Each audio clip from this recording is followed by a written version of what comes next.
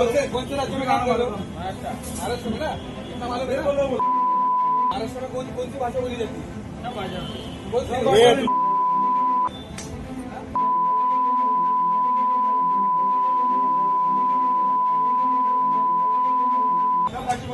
कौन सी भाषा बोली जाती है? कौन सा भाषा बोली जाती है? कौन सा भाषा? नमस्कार, मैं हूं उमेश द्विवेदी और आप देख रहे हैं सरकारी मंथन।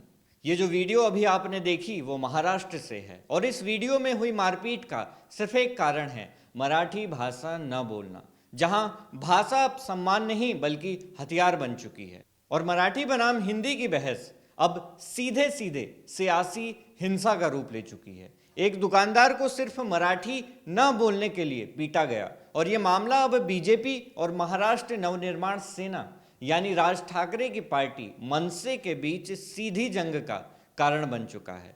क्या ये सिर्फ भाषा की लड़ाई है या फिर भाषा के नाम पर राजनीतिक गुंडागर्दी का नया चेहरा? महाराष्ट्र में मराठी बनाम हिंदी की लड़ाई ने अब एक उग्र मोड़ ले लिया है। बीजेपी मंत्री नीतीश राणे और मनसे नेता संदीप देशपांडे अब इस मुद्दे पर सीधा आमने सामने आ चुके हैं। दुकानदार की पिटाई के बाद महाराष्ट्र सरकार के बंदरगाह मंत्री नीतीश राणे का गुस्सा 7वें आसमान पर पहुंच गया। उन्होंने कहा, गरीब हिंदुओं पर हाथ उठाने वाले अगर हिम्मत है तो नल बाजार और मोहम्मद अली रोड जाकर गोल टोपी और दाढ़ी वालों को पीट कर दिखाओ। क्या जावेद अख्तर और आमिर खान मराठी बोलते हैं? लेकिन सवाल हमेशा गरीब हिंदुओं पर ही क्यों उठता है? आइए आपको उनका ये बयान सुनाते हैं।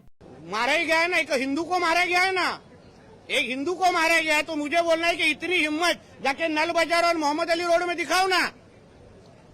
वो जो दाढ़ी वाले और गोल टोपी वाले क्या मराठी में बात करते क्या?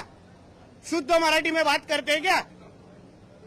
उधर जाने की, उनको कान के नीचे बजाने की हिम्मत नहीं है। जावेद अख्तर क्या मराठी में बात करता है क्या? आमिर खान क्या मराठी में गाता है क्या? उधर उसके मुंह से मराठी निकालने की हिम्मत नहीं है। ये गरीब हिंदू को क्यों मारने की हिम्मत कर रहे हो? ये सरकार हिंदू ने बिठाई है, हिंदुत्व विचार की सरकार है, इसलिए इस तरह की कोई भी अगर कोई हिम्मत करेगा तो हमारी सरकार भी तीसरी आंख खोलेगी, इतना मैं कहना चाहता हूँ। हिंदू राष्ट्रामध्ये हिंदूंना फूट पडण्यासारखी आहे। आमच्या देशाला इस्लाम राष्ट्र बनवण्याचे हे षडयंत्र आहेत। अहो, आमच्या हिंदूंची जनसंख्या मुंबईमध्ये कमी करण्याचे प्रयत्न होत आहेत, लव्ह जिहाद, लँड जिहाद आणि ह्या सगळे नाटकं करून हिंदूंचा पलायन कसं होईल, हे सगळे प्रयत्न, त्याच्यामध्ये हिंदूंनाच मारण्याचे कार्यक्रम होत आहेत। मालवणीमध्ये जावा ना, ते काय सगळे एकदम शुद्ध मराठी बोलतात की काय? तिथे का नाही जाऊन मारत एक पण? हे जो कोण छाती ताणून बोलतायत ते, इस तरह से कोई दादागिरी हिंदू के ऊपर कोई करेगा तो हमारी सरकार कार्रवाई करेगी। उनका ये बयान एमएनएस के संदीप देशपांडे से नहीं सुना गया। पलटवार में गुंडागर्दी की भाषा का प्रयोग करने लगे। संदीप देशपांडे कहते हैं, नीतीश राणे को समझना चाहिए कि हम हिंदू हैं, हिंदी नहीं।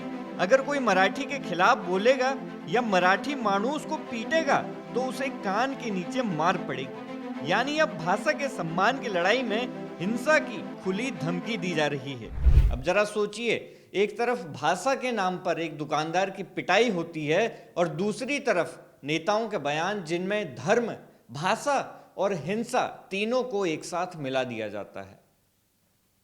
महाराष्ट्र की राजनीति में अब एक नया ट्रेंड चल पड़ा है कि भाषा के नाम पर वोट बैंक की सियासत। और ध्यान देने वाली बात यह है कि यह सारा विवाद ऐसे समय पर हो रहा है जब महाराष्ट्र में आगामी चुनावों की सुगबुगाहट तेज हो चुकी है। अब सवाल यह उठता है कि क्या मराठी भाषा को सम्मान देने के लिए क्या हिंसा जरूरी है? क्या भाषा के आधार पर दुकानें, मोहल्ले, गांव और शहर बांट दिए जाएंगे? और क्या यह भारत जैसे बहुभाषी लोकतंत्र के लिए खतरे की घंटी नहीं है? जब भाषा राजनीति की सीढ़ी बनती है तो संस्कृति सबसे पहले गिरती है। आज मराठी बनाम हिंदी है, कल बंगाली बनाम असामी होगा और फिर तमिल बनाम तेलुगु। क्या हम भारत को भाषा के नाम पर तोड़ना चाहते हैं? भारत के संविधान ने हर भाषा को बराबर अधिकार दिया है, लेकिन नेता इन अधिकारों को तोड़कर उन्हें राजनीतिक हथियार बना रहे हैं। भाषा कभी जंग का मैदान नहीं थी, लेकिन लगता है कुछ नेता भाषा को भी धर्म, जाति और वोट बैंक की तरह बांटना चाहते हैं।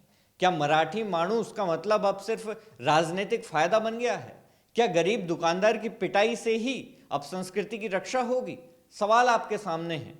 देश और दुनिया की तमाम खबरों से जुड़े रहने के लिए देखते रहिए सरकारी मंथन। नमस्कार।